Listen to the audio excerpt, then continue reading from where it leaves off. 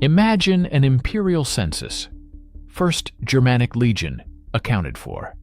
8th Augustan Legion, accounted for. But where is the 9th Hispanic? Around 120 AD, one of Rome's most illustrious legions, veterans of dozens of wars, simply vanished. It would be like an entire division disappearing from the active roster of the modern Pentagon without any explanation. In the meticulous Roman archives, where every sandal nail issued was scrupulously recorded, a void appeared where the 9th Legion once stood. No battle report, no casualty list, no mention of disbandment. Just a deafening, inexplicable silence. What does it mean to lose a legion? It wasn't just a detachment. It comprised over 5,000 of the finest professional soldiers, the elite of the army. To them, one must add engineers, artillerymen, doctors, and thousands of servants and traders who followed the troops. It was an entire mobile city of 10,000 people, armed to the teeth with its sacred standard, a silver eagle embodying the very soul of Rome. Its disappearance was a demographic, economic, and, most importantly, psychological catastrophe. It would be like an entire carrier strike group with all its crew vanishing from radar today. The last reliable trace of the 9th Legion leads to Britain, to the fortress of Eboracum, modern-day York. We know this thanks to a stone slab found there, which states that the Legion rebuilt the fortress gates in 108 AD. They stood at the very edge of the civilized world, looking north into the misty hills of Caledonia, inhabited by wild and untamed tribes. For the Romans, this was the border not just of the empire, but of reality itself, beyond which lay the world of spirits and monsters. And it was here, at this frontier, that their trail goes cold. But to understand what Rome truly lost in the fogs of Caledonia, we must go back almost 200 years. The story of the 9th Legion begins long before Britain, in the crucible of civil wars that tore the Republic apart. It was likely formed by Julius Caesar during his Spanish campaigns, which is why the Legion earned its nickname, Hispana, the Spanish. This was not just a geographical marker, but a mark of quality. Spain was a brutal school of survival for Rome, decades of guerrilla warfare that hardened these soldiers to their limits. Their symbol became the bull, an embodiment of tenacity, power, and ferocity in battle. They gained their grim fame specifically in Britain. In 61 AD, the Legion faced the wrath of Queen Boudica. Their commander, Quintus Petilius Carialis, led a portion of his forces to relieve besieged Camulodunum and fell into an ambush. The rebellious Britons literally tore his infantry apart. The Legion lost about 2,000 men, a third of its fighting strength, in a single day. Carialis himself, with a handful of cavalry, miraculously escaped. They were bled white but not broken. This blood forever bound them to British soil. Later, under the command of the famous General Agricola, the 9th Legion advanced north, deep into what is now Scotland, further than anyone before them. Tacitus, Agricola's son-in-law, writes how one night the Caledonians attacked their camp, believing it to be the weakest link in the army. The legionaries were on the verge of complete annihilation, and only Agricola's swift counterattack saved the situation. They were not just warriors but pioneers, yet their reputation as reliable veterans now came with an important caveat. They were not invincible. By the beginning of the 2nd century, the 9th Hispanic was no longer just a military unit. It was a brand. A unit with almost 2 centuries of continuous history. Sons and grandsons of veterans served in it. It was a caste, a military aristocracy, one of the oldest and most respected legions of the empire. And that is precisely why its disappearance was such a blow, not just to the army, but to the very idea of Roman omnipotence. Thus was born the most famous and cinematic version of events. Around 117 AD, as the empire experienced a change of power after Trajan's death, a powerful uprising erupted in northern Britain. The 9th Legion was dispatched north to Caledonia to suppress it. They marched beyond the misty horizon into a land of bogs, dense forests, and endless rain, an ideal place for guerrilla warfare, where the classical tactics of Roman legions were useless.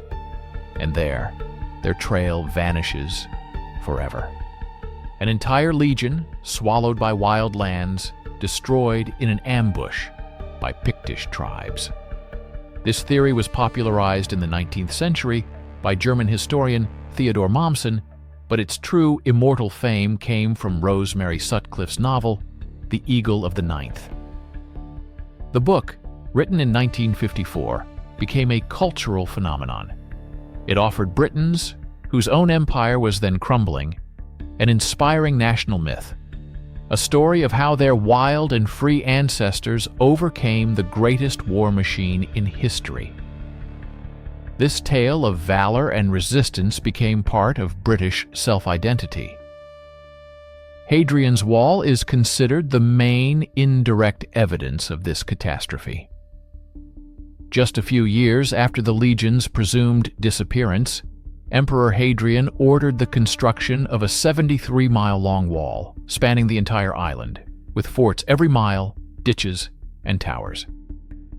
This unprecedented project required the efforts of 3 legions for 6 years. The most logical explanation: it was an almost panicked reaction to a colossal military defeat. The empire shifted from offense to staunch defense, effectively admitting that the North could not be conquered. But this elegant theory has one enormous problem: a complete lack of archaeological evidence. A battle in which over 5,000 Romans perished would have left a scar on the land for centuries. Thousands of sandal nails, belt buckles, fragments of swords and shields, not to mention mass graves. It was like an airliner crash site, impossible to conceal. In 200 years of intensive excavations in Scotland, nothing has been found to indicate the demise of an entire legion. This absence of evidence casts doubt on the entire British narrative. For a modern historian, it's like a detective case. If there's no blood, no shell casings, no body at the supposed murder scene, then the murder likely didn't happen there. The romantic version is emotionally appealing, but not supported by facts. And this forces historians to ask, what if we've been looking in the wrong place all this time? What if the legion didn't perish in the mists, but simply left? The answer began to emerge not in Scotland, but in entirely different parts of the empire. Archaeologists started finding stone gravestones and dedications that listed the career paths of Roman officers, a kind of stone resume. One of these, dedicated to Lucius Aemilius Carus, governor of Arabia, mentioned that he had previously been a legate or commander of the 9th Legion. Most importantly, his service continued into the 140s. A man cannot command a legion and then continue a brilliant career if his unit was completely destroyed in Britain 20 years earlier. This meant one thing: at least the legion's command structure survived and received new assignments. New findings shifted the search to the fortress of Nijmegen, in modern-day Netherlands, on the Rhine frontier. Here they found not silver eagles, but far more prosaic items, fragments of ordinary roof tiles. But these tiles bore a stamp, Legnine Hisp. Legions produced building materials for their own fortresses, and these stamps were their mark of quality, like a modern product logo. The dating of the tiles, around 121 AD, irrefutably proved that at least part of the legion had been withdrawn from Britain and transferred to the continent. The British theory collapsed. The legion did not vanish in the mist. It was redeployed. If the legion was on the Rhine, where did it go next? Historians' gaze turns eastward. In 132 AD, the Bar Kokhba revolt erupted in Judea, one of the bloodiest wars in Roman history. This was not a pitched battle, but a brutal guerrilla war fought in a system of underground tunnels and fortified settlements. The Roman historian Cassius Dio writes that the Romans suffered heavy losses in this war, so heavy that Emperor Hadrian, reporting to the Senate, did not dare to use the standard greeting formula, "I and the legions are well." He does not name the destroyed legion, but the 9th Hispanic became the primary candidate for this grim role. Could this unnamed legion have been the 9th Hispanic? Today, this is the most plausible version. Transferred from the Rhine to the east to suppress the revolt, the 9th Legion may have already been past its prime after decades of service on the harsh northern frontier. In battles against Bar Kokhba's fanatical rebels, it could have suffered such catastrophic losses that its remnants were simply absorbed into other, more fortunate units. This would not be a resounding defeat, but a quiet disbandment due to irreparable damage. It's like a silent corporate merger. A department ceases to exist, and its employees get new business cards. Such an event would not require grand reports, and would explain the deafening silence of the archives. There is another Eastern theory, no less convincing. The legion could have perished later, during the wars with the Parthian Empire, Rome's main geopolitical rival in the East. A battle with an equally powerful enemy ending in complete rout and the loss of the legion's eagle would have been more than just a disgrace. For Rome, it was a religious desecration. Emperor Augustus considered the return of the eagles captured by the Parthians from Crassus to be one of the main achievements of his reign. To lose an eagle again, this would have been such an unbearable humiliation for imperial propaganda that the simplest solution would have been to simply erase the legion from history, to pretend it never existed. So we have two main versions, two different geographical theaters. On one side, Britain, a story based on powerful but indirect arguments, such as the construction of Hadrian's Wall. It's a convincing but speculative reconstruction. On the other side, the East, a version supported by material findings. Career lists of officers and stamped roof tiles are not assumptions, but facts that cannot be ignored. Today, the overwhelming majority of historians consider the legion's eastern route proven. The legend of its demise in Scotland lives on in novels and films because good stories often prove stronger than prosaic facts. It offers a clear, dramatic picture of heroic defeat. But for science, which works with evidence, the 9th Legion was not destroyed in one catastrophic battle. Rather, it slowly dissolved during long and arduous service on the Empire's most dangerous frontiers. The most probable scenario looks like this. The Legion was withdrawn from Britain. It suffered severe, irreparable losses in Judea or during the war with Parthia, after which its depleted remnants were simply distributed among other, more fortunate units. This was not a single event, but a gradual process. Imagine an old warship. After each voyage, it is patched up, its masts and planks replaced, until a point is reached where almost nothing of the original vessel remains. Then, it is not sunk in battle, but quietly decommissioned. The Legion did not die, it simply ended, like an old soldier who died at his post from wounds and exhaustion. And yet, there is no final conclusion to this story. To close this case, historians lack one thing: an official document of disbandment, or, for example, a gravestone dated after the 140s, mentioning service in the 9th Legion.